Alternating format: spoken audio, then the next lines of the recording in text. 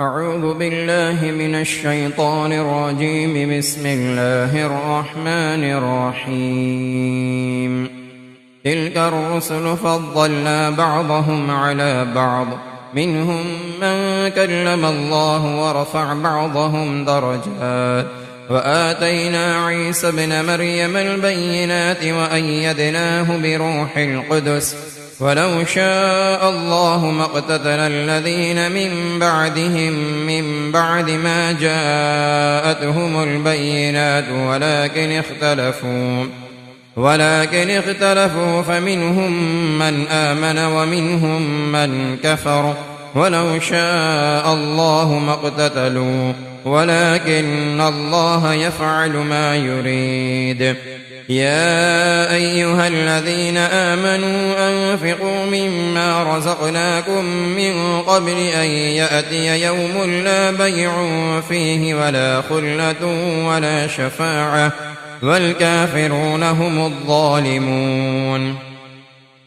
الله لا إله إلا هو الحي القيوم، لا تأخذه سنة ولا نوم، له ما في السماوات وما في الأرض. من ذا الذي يشفع عنده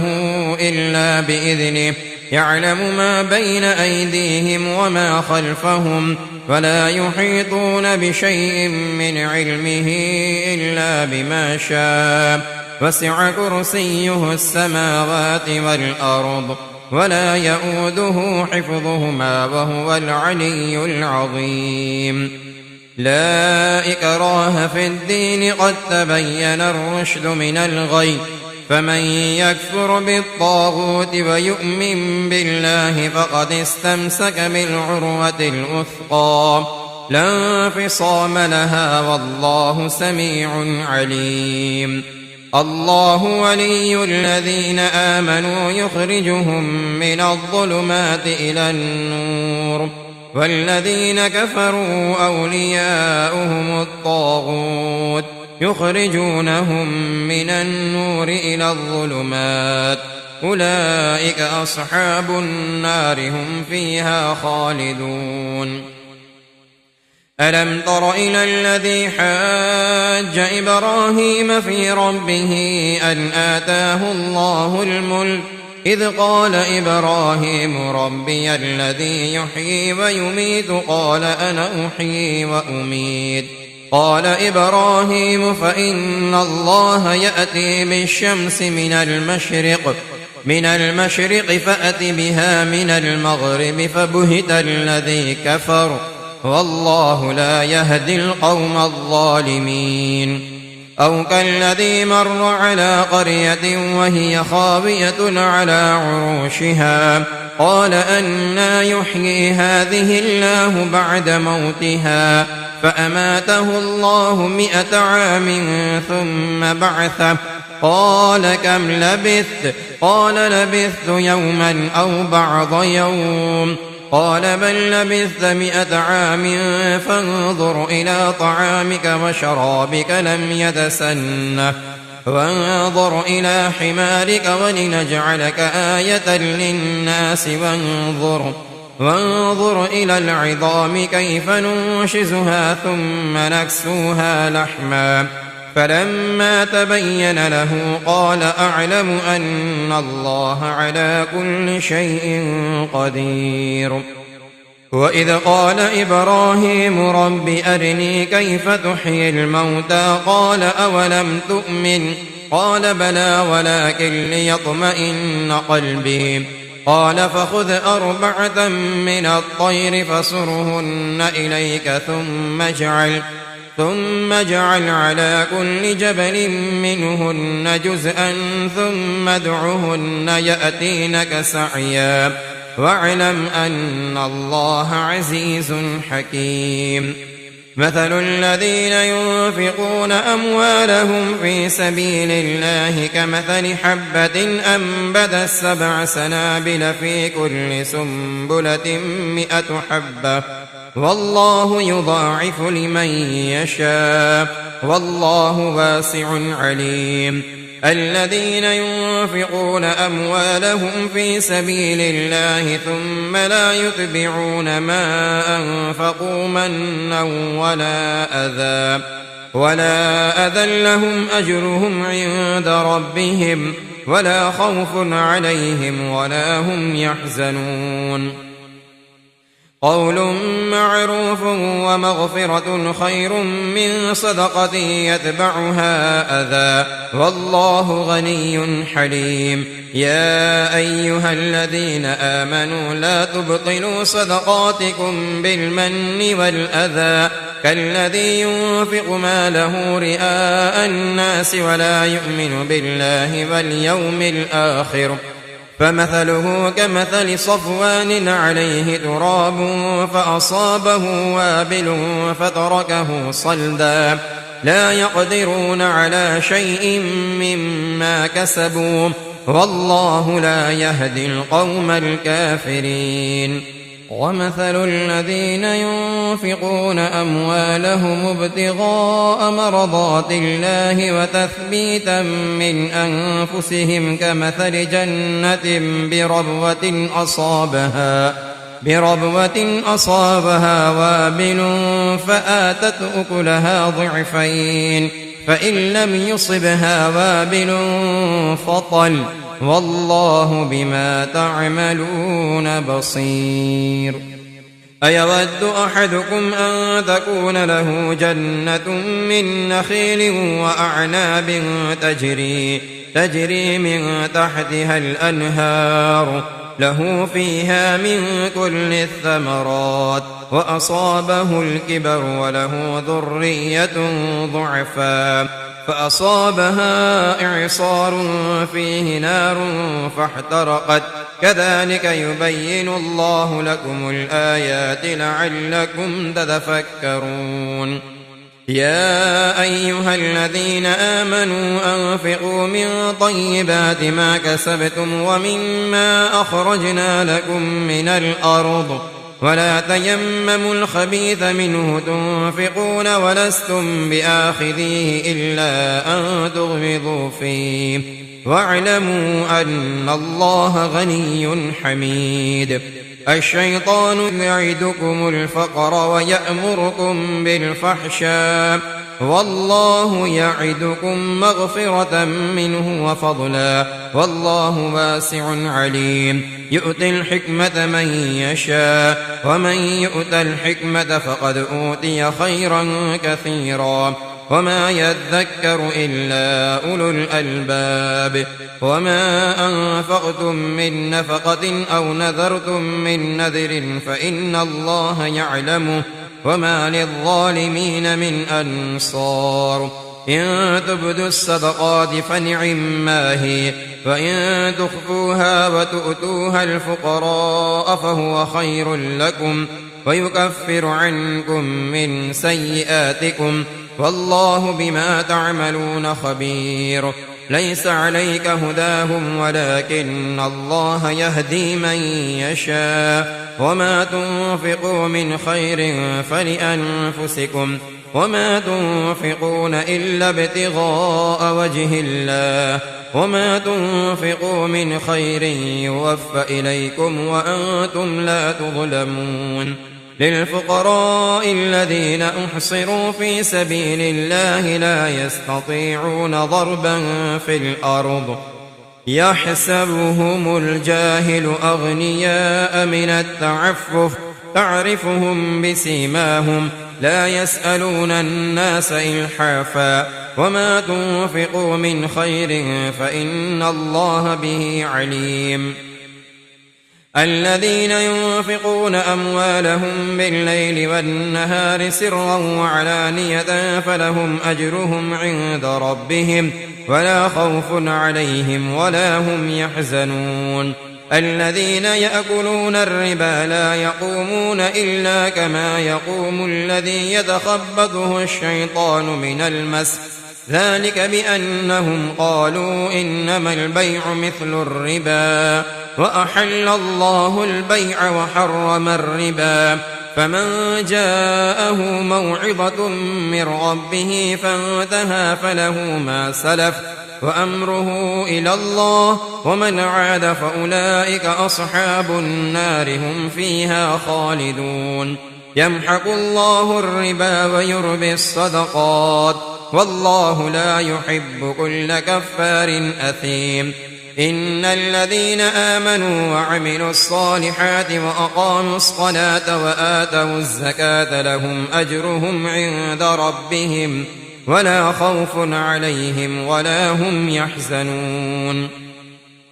يا أيها الذين آمنوا اتقوا الله وذروا ما بقي من الربا إن كنتم مؤمنين، فإن لم تفعلوا فأذنوا بحرب من الله ورسوله، وإن تبتم فلكم رؤوس أموالكم لا تظلمون ولا تظلمون. وإن كان ذو عسرة فنظرة إلى ميسرة، وأن تصدقوا خير لكم إن كنتم تعلمون. واتقوا يوما ترجعون فيه إلى الله ثم توفى كل نفس ما كسبت وهم لا يظلمون. يا أيها الذين آمنوا إذا تداينتم بدين إلى أجل مسمى فاكتبوه، وليكتب بينكم كاتب بالعدل، ولا يأب كاتب أن يكتب كما علمه الله فليكتب، وليملل الذي عليه الحق وليتق الله ربه ولا يبخس منه شيئا. فإن كان الذي عليه الحق سفيها أو ضعيفا أو لا يستطيع أن يمله فليملل وليه بالعدل، واستشهدوا شهيدين من رجالكم، فإن لم يكونا رجلين فرجل وامرأتان ممن ترضون من الشهداء أن تضل إحداهما فتذكر إحداهما الأخرى. ولا يأبى الشهداء إذا ما دعوا، ولا تسأموا أن تكتبوه صغيرا أو كبيرا إلى أجله، ذلكم أقسط عند الله وأقوم للشهادة، وأدنى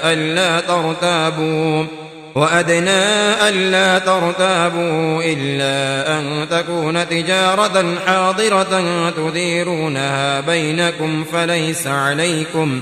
فليس عليكم جناح ألا تكتبوها، وأشهدوا إذا تبايعتم، ولا يضار كاتب ولا شهيد، وإن تفعلوا فإنه فسوق بكم، واتقوا الله ويعلمكم الله، والله بكل شيء عليم. وإن كنتم على سفر ولم تجدوا كاتبا فرهان مقبوضة، فإن أمن بعضكم بعضا فليؤد الذي اؤتمن أمانته وليتق الله ربه ولا تكتموا الشهادة، ومن يكتمها فإنه آثم قلبه، والله بما تعملون عليم. لله ما في السماوات وما في الأرض، وإن تبدوا ما في أنفسكم أو تخفوه يحاسبكم به الله،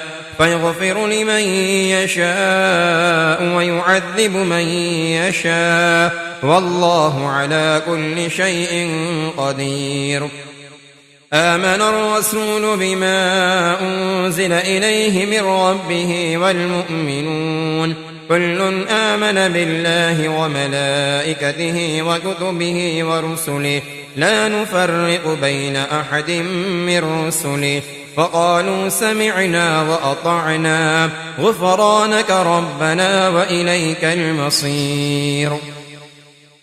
لا يكلف الله نفسا إلا وسعها، لها ما كسبت وعليها ما اكتسبت، ربنا لا تؤاخذنا إن نسينا أو أخطأنا، ربنا ولا تحمل علينا إصرا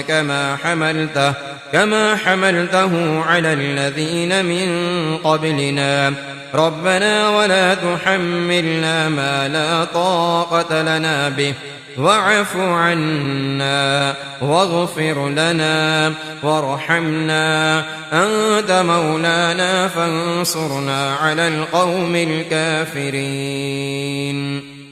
بسم الله الرحمن الرحيم. ألف لام ميم. الله لا إله إلا هو الحي القيوم نزل عليك الكتاب بالحق مصدقا لما بين يديه وأنزل التوراة والإنجيل من قبل هدى للناس وأنزل الفرقان إن الذين كفروا بآيات الله لهم عذاب شديد والله عزيز ذو انتقام. إن الله لا يخفى عليه شيء في الأرض ولا في السماء هو الذي يصوركم في الأرحام كيف يشاء لا إله إلا هو العزيز الحكيم. هو الذي أنزل عليك الكتاب منه آيات محكمات هن أم الكتاب وأخر متشابهات فأما الذين في قلوبهم زيغ فيتبعون ما تشابه منه ابتغاء الفتنة وابتغاء تأويله وما يعلم تأويله إلا الله والراسخون في العلم يقولون آمنا به كل من عند ربنا وما يذكر إلا أولو الألباب. ربنا لا تزغ قلوبنا بعد إذ هديتنا وهب لنا من لدنك رحمة إنك أنت الوهاب. ربنا إنك جامع الناس ليوم لا ريب فيه إن الله لا يخلف الميعاد. إن الذين كفروا لن تغني عنهم أموالهم ولا أولادهم من الله شيئا وأولئك هم وقود النار. كدأب آل فرعون والذين من قبلهم كذبوا بآياتنا فأخذهم الله بذنوبهم والله شديد العقاب. قل للذين كفروا ستغلبون وتحشرون إلى جهنم وبئس المهاد. قد كان لكم آية في فئتين التقتا فئة تقاتل في سبيل الله وأخرى كافرة يرونهم مثليهم رأي العين والله يؤيد بنصره من يشاء إن في ذلك لعبرة لأولي الأبصار. زين للناس حب الشهوات من النساء والبنين والقناطير المقنطرة من الذهب والفضة والخيل المسومة والأنعام والحرث ذلك متاع الحياة الدنيا والله عنده حسن المآب. قل أنبئكم بخير من ذلكم للذين اتقوا عند ربهم جنات تجري من تحتها الأنهار خالدين فيها وأزواج مطهرة ورضوان من الله والله بصير بالعباد. الذين يقولون ربنا إننا آمنا فاغفر لنا ذنوبنا وقنا عذاب النار. الصابرين والصادقين والقانتين والمنفقين والمستغفرين بالأسحار شهد الله أنه لا إله إلا هو والملائكة وأولو العلم قائما بالقسط لا إله إلا هو العزيز الحكيم. إن الدين عند الله الإسلام وما اختلف الذين أوتوا الكتاب إلا من بعد ما جاءهم العلم بغيا بينهم ومن يكفر بآيات الله فإن الله سريع الحساب. فإن حاجوك فقل أسلمت وجهي لله ومن اتبعني وقل للذين أوتوا الكتاب والأميين أأسلمتم فإن أسلموا فقد اهتدوا وإن تولوا فإنما عليك البلاغ والله بصير بالعباد. إن الذين يكفرون بآيات الله ويقتلون النبيين بغير حق ويقتلون الذين يأمرون بالقسط من الناس فبشرهم بعذاب أليم. أولئك الذين حبطت أعمالهم في الدنيا والآخرة وما لهم من ناصرين. ألم تر إلى الذين أوتوا نصيبا من الكتاب يدعون إلى كتاب الله ليحكم بينهم ثم يتولى فريق منهم وهم معرضون. ذلك بأنهم قالوا لن تمسنا النار إلا أياما معدودات وغرهم في دينهم ما كانوا يفترون. فكيف إذا جمعناهم ليوم لا ريب فيه ووفيت كل نفس ما كسبت وهم لا يظلمون. قل اللهم مالك الملك تؤتي الملك من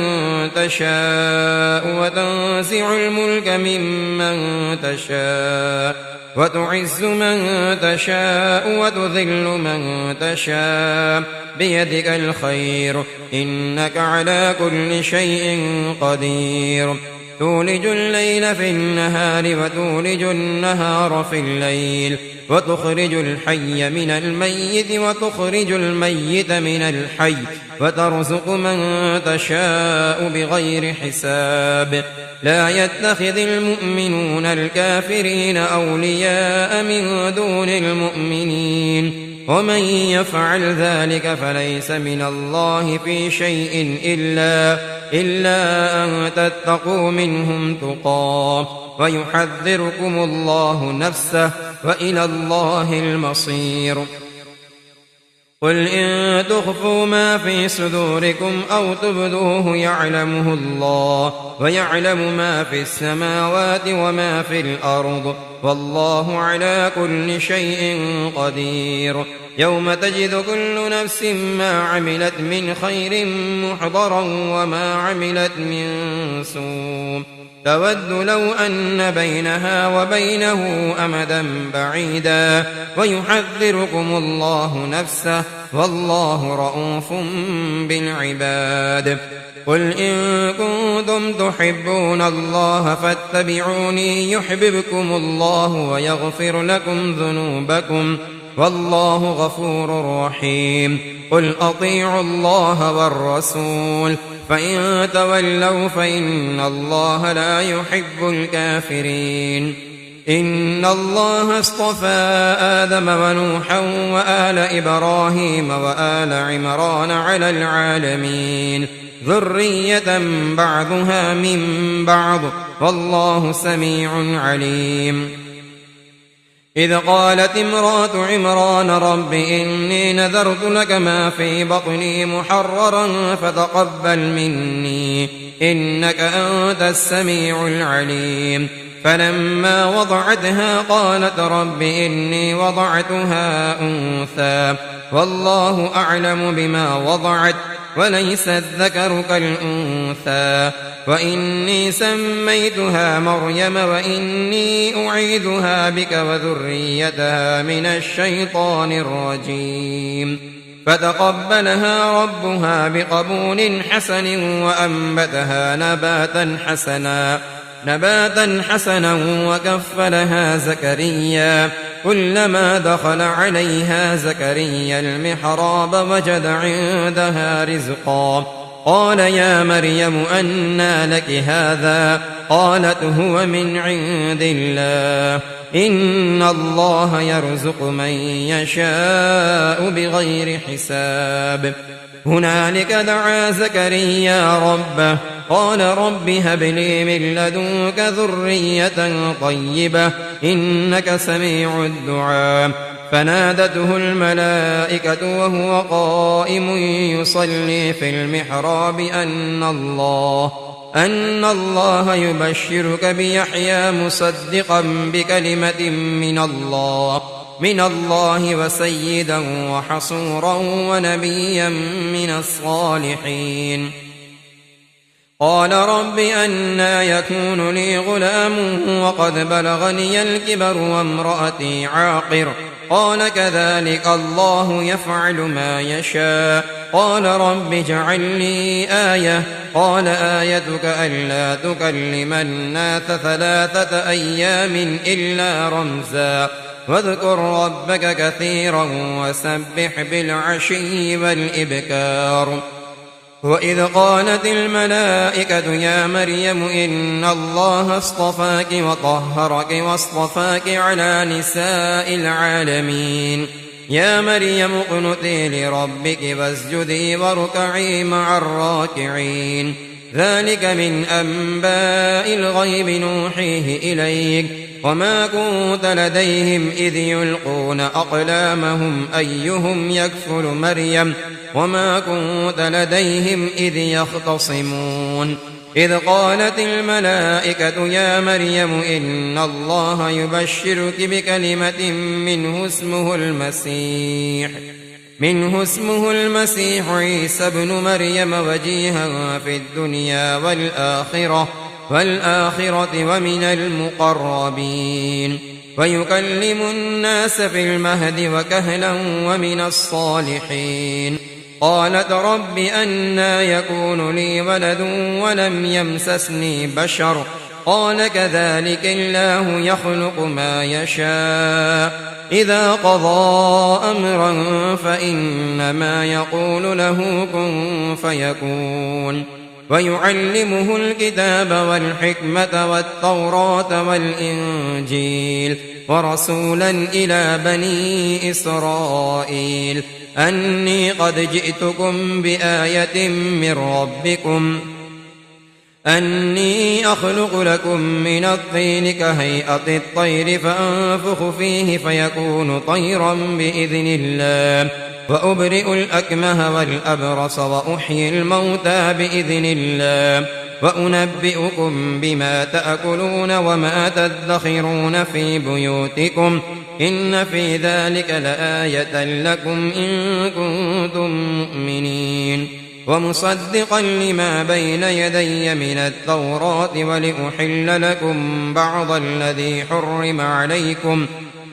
الذي حرم عليكم وجئتكم بآية من ربكم فاتقوا الله وأطيعون إن الله ربي وربكم فاعبدوه هذا صراط مستقيم. فلما أحس عيسى منهم الكفر قال من أنصاري إلى الله قال الحواريون نحن أنصار الله آمنا بالله واشهد بأننا مسلمون. ربنا آمنا بما أنزلت واتبعنا الرسول فاكتبنا مع الشاهدين. ومكروا ومكر الله والله خير الماكرين. إذ قال الله يا عيسى إني متوفيك ورافعك إلي ومطهرك من الذين كفروا وجاعل الذين اتبعوك فوق الذين كفروا إلى يوم القيامة ثم إلي مرجعكم فأحكم بينكم فيما كنتم فيه تختلفون. فأما الذين كفروا فأعذبهم عذابا شديدا في الدنيا والآخرة وما لهم من ناصرين. وأما الذين آمنوا وعملوا الصالحات فيوفيهم أجورهم والله لا يحب الظالمين. ذلك نتلوه عليك من الآيات والذكر الحكيم. إن مثل عيسى عند الله كمثل آدم خلقه من تراب ثم قال له كن فيكون. الحق من ربك فلا تكن من الممترين. فمن حاجك فيه من بعد ما جاءك من العلم فقل تعالوا ندع أبناءنا وأبناءكم ونساءنا ونساءكم وأنفسنا وأنفسكم ثم نبتهل فنجعل لعنة الله على الكاذبين إن هذا لهو القصص الحق وما من إله إلا الله وإن الله لهو العزيز الحكيم فإن تولوا فإن الله عليم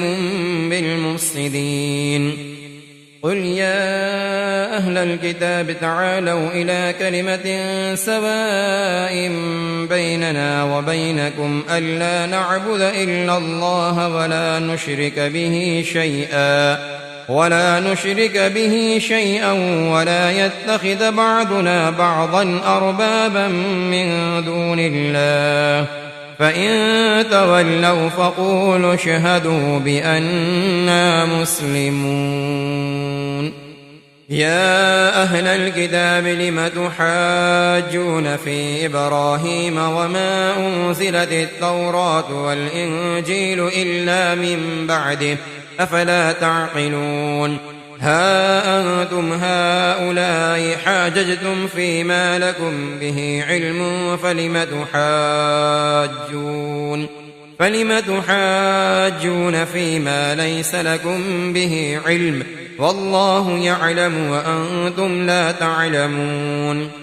ما كان إبراهيم يهوديا ولا نصرانيا ولكن كان حنيفا مسلما وما كان من المشركين إن أولى الناس بإبراهيم للذين اتبعوه وهذا النبي والذين آمنوا والله ولي المؤمنين ودت طائفة من أهل الكتاب لو يضلونكم وما يضلون إلا أنفسهم وما يشعرون يا أهل الكتاب لم تكفرون بآيات الله وأنتم تشهدون يا أهل الكتاب لم تلبسون الحق بالباطل وتكتمون الحق وأنتم تعلمون وقالت طائفة من أهل الكتاب آمنوا بالذي أنزل على الذين آمنوا وجه النهار واكفروا آخره لعلهم يرجعون ولا تؤمنوا إلا لمن تبع دينكم قل إن الهدى هدى الله أن يؤتى أحد مثل ما أوتيتم أو يحاجوكم عند ربكم قل إن الفضل بيد الله يؤتيه من يشاء والله واسع عليم يختص برحمته من يشاء والله ذو الفضل العظيم ومن أهل الكتاب من إن تأمنه بقنطار يؤده إليك ومنهم من إن تأمنه بدينار لا يؤده إليك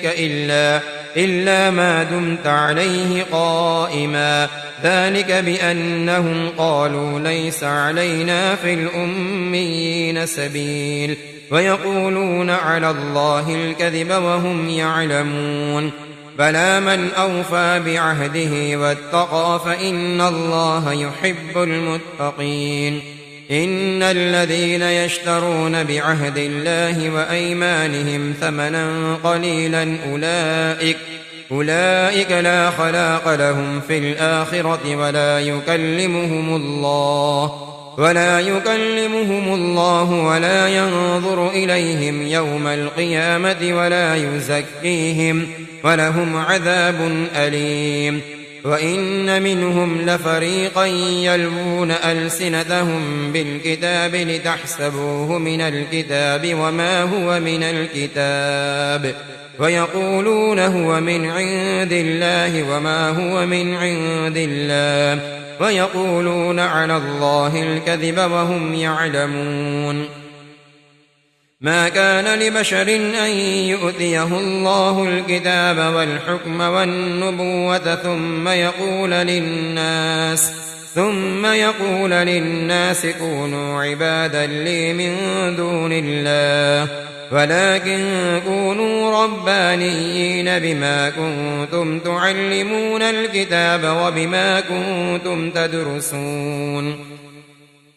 ولا يأمركم أن تتخذوا الملائكة والنبيين أربابا أيأمركم بالكفر بعد إذ أنتم مسلمون وإذ أخذ الله ميثاق النبيين لما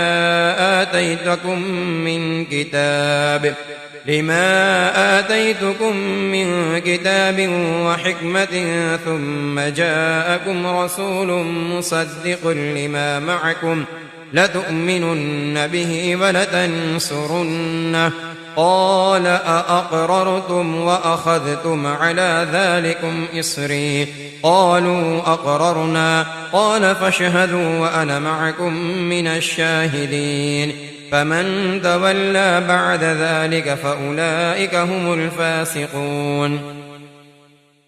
أفغير دين الله يبغون وله أسلم من في السماوات والأرض طوعا وكرها وإليه يرجعون قل آمنا بالله وما أنزل علينا وما أنزل على إبراهيم وإسماعيل وإسحاق ويعقوب والأسباط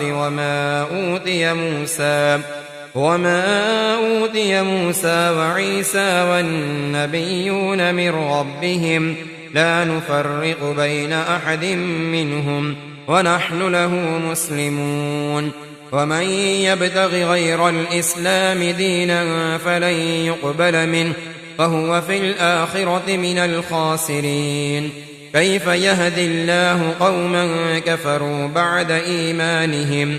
وشهدوا أن الرسول حق وجاءهم البينات والله لا يهدي القوم الظالمين أولئك جزاؤهم أن عليهم لعنة الله والملائكة والناس أجمعين خالدين فيها لا يخفف عنهم العذاب ولا هم ينظرون